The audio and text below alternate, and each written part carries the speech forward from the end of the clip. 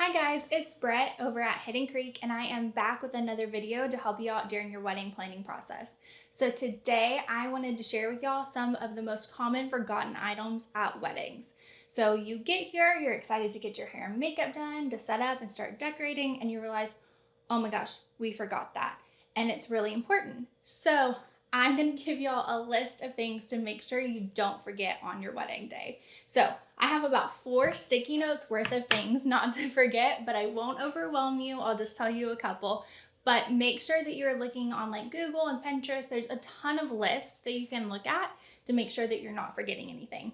My number one thing that people always forget at the wedding is to print their vows. I cannot tell you how many times I have had best man maid of honor come running in here to the office and be like, they forgot to print the vows. So if you're staying at an Airbnb or hotel the night or a couple nights before the wedding, you might have written them, you might have them in your head, but you didn't get to print them. And when you're standing up there at the altar, your nerves are going, you're probably not going to want to just go from memory. You're probably going to want to read these to each other. So you can handwrite them. That's totally an option. I always think that's really cute. But if you're printing them, make sure that you are printing those at home. I'm happy to print them if you forget them, but just making sure that you have that done is going to be a little step done. Another thing that almost every single wedding forgets is pens or markers for the guest book. You always bring the guest book, or you get the cute wooden sign that you want everyone to write on. But what are they supposed to write with? Like, ink doesn't come out of everybody's finger, guys. So make sure that you're getting pens or chalk markers or Sharpies, whatever you want people to sign that guest book with. I always recommend bringing extra as well. People tend to walk away with those Sharpies or stick the pen in their pocket, and then they kind of get lost. So if you're bringing that kind of stuff, make sure you bring extra.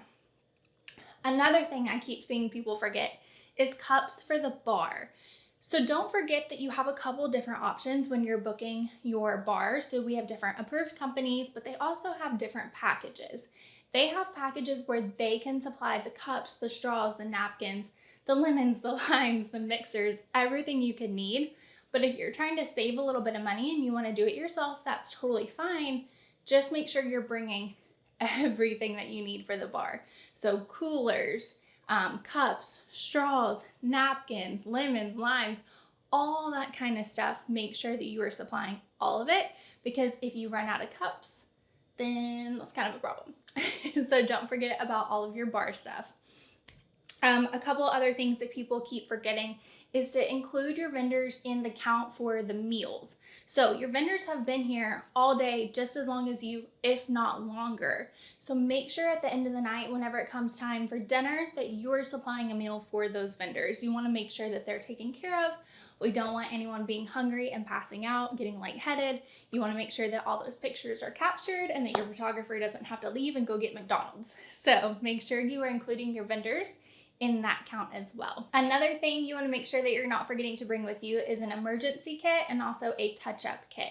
So girls, you're going to want to make sure that you bring a little touch-up kit for your makeup and your hair. Bring a little can of hairspray, some extra lipstick, just little things like that, blush, powder if you get sweaty.